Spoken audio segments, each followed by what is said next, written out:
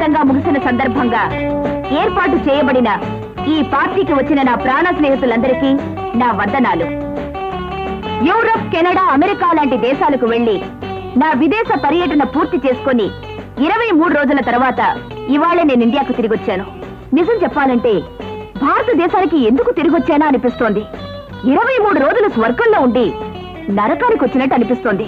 అమ్మ బాబోయ్, విదేశాలకు వెళ్తేనే ఈ జబ్బు వచ్చేస్తుంది. ఆ దేశాల్లో ఆకాశాన్నంటే మేడలు, వాళ్ళ సంపదలు, వాళ్ళ గొప్పతనం అన్ని చూసి మన విమానాశ్రయంలో అడుగు పెడుతుంటేనే ఏదో సహారా ఎడారిలో దిగిన అనుభూతి కలిగింది.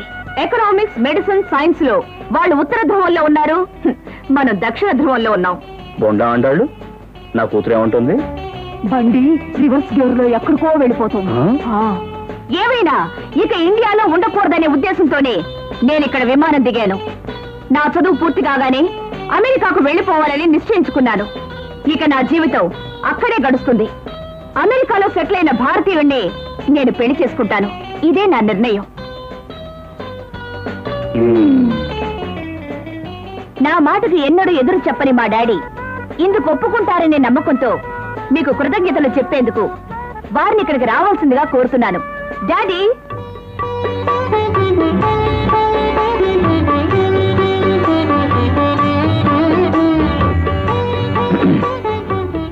మీరంతా ఆడాళ్ళు అంతే కదా? ఇప్పుడు మీకు మీ భాషలో చెప్తేనే బాగా అర్థమవుతుంది. ఇప్పుడు మీ ఇల్లు సరిగ్గా లేకపోతే మీరే ఉడవాలి, మీరే కడగాలి, మీరే తొడవాలి. అది వదిలేసి పక్కింటికి పారిపోతే సమస్య తీరిపోతుందా? ఇండియా మీ ఇల్లమ్మా. నా కూతురు విదేశాలకు వెళ్ళి పెద్ద పెద్ద కట్టడాలు ఎట్సెట్రా ఎట్సెట్రా ఎట్సెట్రా చూసిందట. కానీ వాళ్ళు మన దేశానికి వచ్చి ఇక్కడ మన వరంగల్, మన రామప్ప దేవాలయం, మన కోల్కొండ, మన అమరావతి ఇవన్నీ కళ్ళు అప్పగించి మరీ చూస్తున్నారు. ఆ విషయం నా కూతురికి తెలియదేమో పాపం. దివ్య, ఈ యునైటెడ్ స్టేట్స్, కెనడా, యూరోప్ లో మహాభారతం, రామాయణం ఉన్నాయా? లేవమ్మా.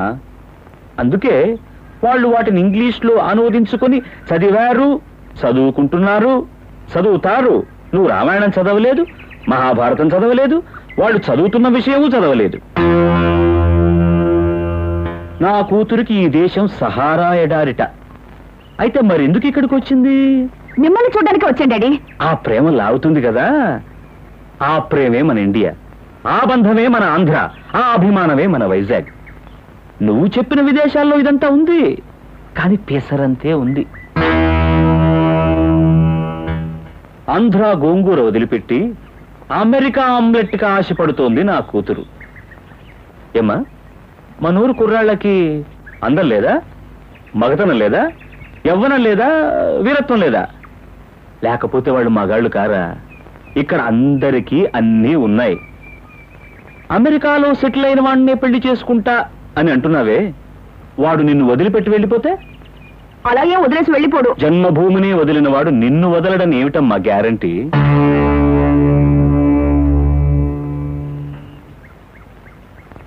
ఈ విధంగా అందరి తండ్రులు అభ్యంతరం చెప్తారు, కానీ నేను అలా చెప్పను. నా కూతురు ఏ ఊళ్ళో ఎవరిని పెళ్లి చేసుకున్నా నాకు ఓకే. డాడీ,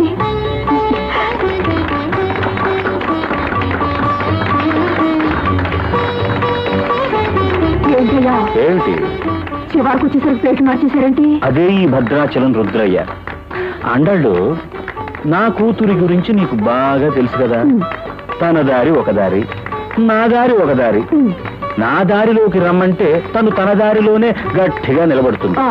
అందుకే నేను తన దారిలోకి వెళ్ళినట్టే వెళ్ళి తన దారి మూయించి నా దారికి లాగుతాను. అదే నా దారి. మరి నా దారి? గోదారి. అందరి దారి నీ దారి. చప్పట్లు కొట్టు. దారి నాకు నేను అడ్డదారి పోతాను. అదే దారి పడతాను. మంచి దారి కొట్టు.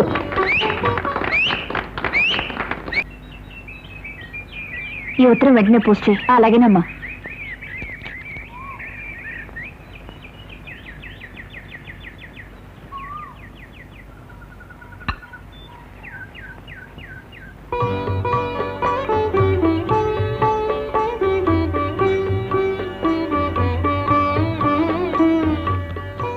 కూతురు అమెరికా వెళ్ళడానికి ఏర్పాట్లు మొదలుపెట్టింది. ఇంకా నేను ఊరుకుంటే నా మనవణ్ణి చూసుకోవడానికి న్యూయార్క్కో వాషింగ్టన్కో వెళ్లాల్సి వస్తుంది.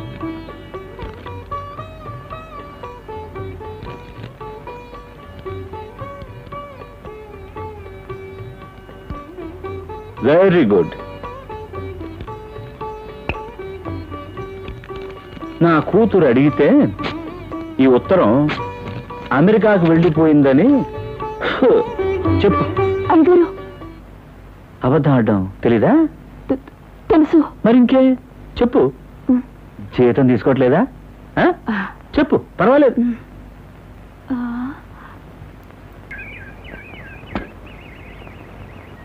Sita, what's the problem? Divya, వీళ్ళు రోజు నన్ను ఏడిపిస్తున్నారే.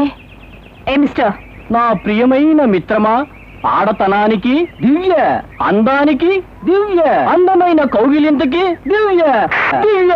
ఏమిటి, ఒక ఆడది కొట్టిందా? అలా చెప్పడానికి మీకు సిగ్గులేదట? ఎవరది?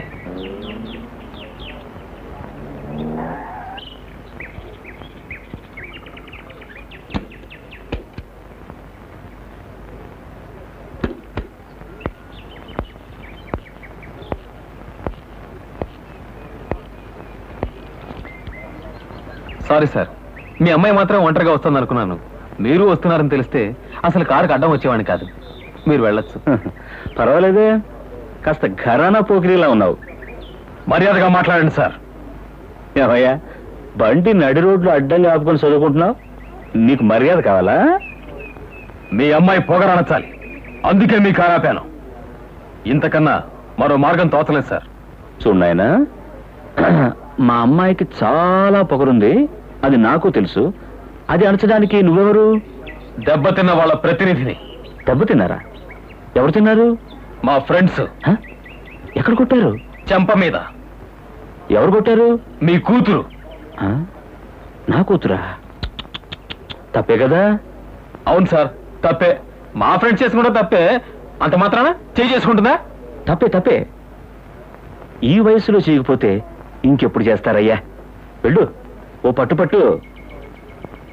నువ్వు మగాడు కదా, వెళ్ళయ్యా. Thank you sir. మగాడే. లుక్ హియర్ మిస్, మా ఫ్రెండ్స్ ని కొట్టే అధికారం మీకెవరిచ్చారు? అది అడిగే అధికారం మీకెవరిచ్చారు? డాడీ, ఇది మీ కాలేజీ స్టూడెంట్ల వ్యవహారం అమ్మా. మధ్యలో నేనెలా వచ్చేది? నేను ముసలాండి కదా. Thank you sir. రేయ్, ఇటు రండిరా. ఒరేయ్, సీత మనతో పాటు చదువుకునే అమ్మాయి. ఆమె దగ్గర మీరు అసభ్యంగా ప్రవర్తించారు. అందుకు క్షమాపణ చెప్పండి. క్షమించండి సిస్టర్. థ్యాంక్స్ రా. సార్, వాళ్ళు చేసిన తప్పుకి వాళ్ళు క్షమాపణ చెప్తున్నారు. అవును, చెప్పారు, విన్నాను. మిస్, ఇక మీరు చేసిన తప్పుకి మీరు క్షమాపణ చెప్పండి. లుక్, వాళ్ళిద్దరూ అసభ్యంగా ప్రవర్తించారు, నేను కొట్టాను. మా దివ్య, ఇలా రామ్మా. ఎంతైనా కుర్రాళ్ళిద్దరూ నీతో కాలేజీలో చదువుకుంటున్నారు కదా. రేపు వాళ్ళని ఆడపిల్ల చేతిలో దెబ్బలు తిన్న చవటలని అందరూ ఎగతాళి చేయరా? క్షమించమని అడగమ్మా. సారీ, ఐఎమ్ సారీ, అంతే కదా. మిస్, మీరు క్షమాపణ చెప్పుకుంటే మీకు మర్యాద, మాకు మర్యాద.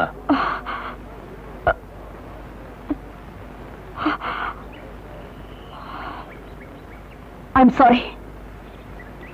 రేయ్, బండి తీయండిరా. బాబు, నీ పేరేంటి? కృష్ణ అండి. ఏం చదువుతున్నావు? BSc final year. అది చాలు, మిగతానే చూసుకుంటా.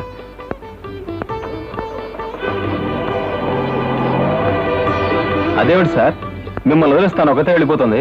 నువ్వు కృష్ణ కదా? అవును సార్. BSc final year. అవును సార్.